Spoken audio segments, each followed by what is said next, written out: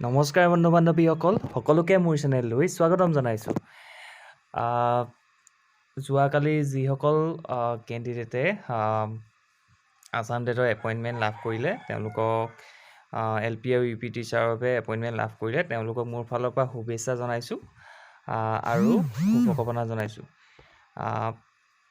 এতিয়া যিসকল কেণ্ডিডেট বাকী হৈ গ'ল তেওঁলোকে বহুতে চিন্তা কৰি আছে যে আৰু পোষ্ট ওলাবনে, ছেকেণ্ড ফেজত কিমান কেণ্ডিডেট আছে, এনেকুৱা ধৰণৰ বিভিন্ন ধৰণৰ কুৱেশ্যন মনলৈ আহিছে।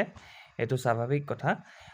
গতিকে তেওঁলোকৰ কিছুমান কথা কালি সেই সন্দৰ্ভত কিছুমান কথা কালি ডক্টৰ হিমন্ত বিশ্ব শৰ্মাই কেইটামান কথা ঘোষণা কৰিছিলে। মই সেই ভিডিঅ' ক্লিপটো আপোনালোকক দেখাব বিচাৰিছোঁ। আপোনালোকে চালে নিশ্চয়কৈ বুজি পাব। আমাৰ শিক্ষা বিভাগক এটাই কথা কৈছোঁ যে মুখ্যমন্ত্ৰী ডাঙৰীয়াই কৈছিল যে 55,000 নিযুক্তি হ'ব লাগে। আমি প্ৰচেষ্টা কৰিছোঁ যে আমাৰ দায়িত্বত থকা নিযুক্তিখিনি আমি সম্পূৰ্ণ কৰিব লাগে।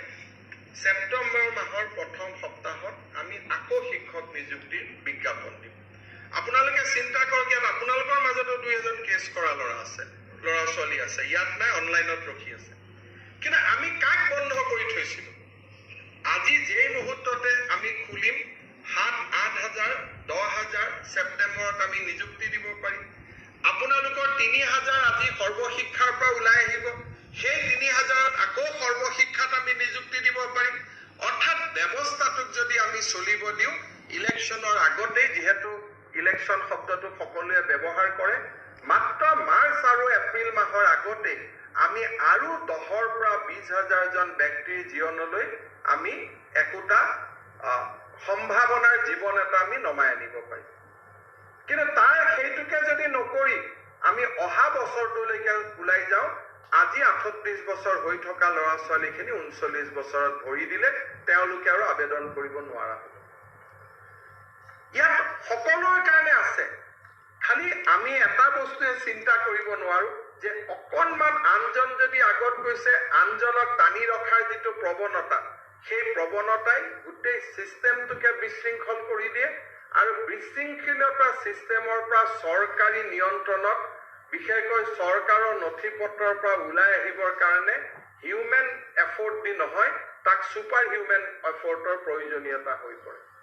আৰু সেইকাৰণে মোৰ আজিও মনত আছে যে সুদীৰ্ঘ 10 বছৰ অসমত শিক্ষক নিযুক্তি হোৱা নাছিল, 90 চনৰ পৰা 2011লৈ।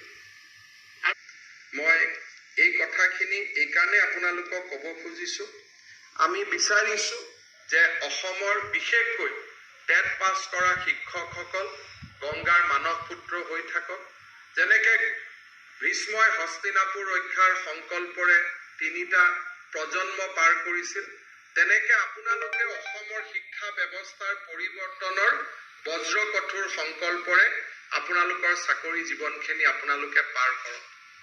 অমূল্য আনন্দ পোৱা যায়। এটা সময়ত জীৱনে কৰবাত ৰখি যায়, জীৱনে কৰবাত স্তব্ধ হয়। মোক কোনোবা এজন কেইদিনমান আগতে সাইকোলজি জানা মানুহ এজনে মোৰ লগত কথা পাতি আছিল যে মানুহৰ মৃত্যুৰ আগতে 25 মিনিট সময় বোলে মানুহে পায়। 25 মিনিট সময় ভগৱানে স্নেপশ্বট দেখুৱাই যে তই কি কৰিলি কি নকৰিলি। সেই 25 মিনিটত যিখিনি শান্তি পায় তেওঁলোকে হাঁহি হাঁহি মৃত্যু হয়, আৰু যিসকলে মৃত্যুৰ দিনাখন এই 25 মিনিটৰ স্নেপশ্বটত জীৱনৰ ভাল কাম বেয়া পাই দেখা পায়, তেওঁলোকে সুখ আৰু দুখৰ অনুভূতি লৈ পৃথিৱীৰ পৰা আঁতৰি যায়। মই বিচাৰো যে যিদিনাখন কেইদিনমান আগতে এখন সভাত এজন ব্যক্তিৰ এটা সুন্দৰ ভাষণ শুনাৰ মোৰ সৌভাগ্য হৈছিলে। তেওঁ কৈছিলে যে যিদিনাখন আমি জন্মগ্ৰহণ কৰোঁ, জন্মগ্ৰহণ কৰি কেঁচুৱাটোৱে কান্দে আৰু ওচৰত থকা মানুহখিনিয়ে হাঁহে, মাকে হাঁহে, দেউতাকে হাঁহে, পৰিবাৰে হাঁহে, ল'ৰাটোৱে কিন্তু ছোৱালীটোৱে কান্দি থাকে। অৰ্থাৎ জন্মৰ সময়ত মই কান্দো, কিন্তু মোৰ চাৰিওপাশে থকা মানুহে হাঁহে। মৃত্যুৰ দিনটো এনে গতিকে আপোনালোকে গম পালে ছেপ্টেম্বৰ মাহৰ ভিতৰত আকৌ নতুন এডমিট ওলাব। যিসকলে হাইস্কুল টেট পাছ কৰিছে তেওঁলোকৰ বাবে বহুত ভাল খবৰ। আৰু লগতে LP আৰু UP যিসকলে বাকী ৰৈ গ'ল সেইসকলেও চিন্তা নকৰিব, অতি সোনকালে তেওঁলোকৰ বাবেও নতুনকৈ এডভাৰটাইজমেণ্ট ওলাব। হতাশ নহ'ব, ইয়াকে ক'লোঁ। যিয়ে চেনেলটো নতুনকৈ আহিছে অনুগ্ৰহ কৰি চেনেলটো ছাবস্ক্ৰাইব কৰি দিব এই ধৰণৰ বাতৰি মোৰ পৰা পাই থাকিবলৈ। ধন্যবাদ। জয় আই অসম।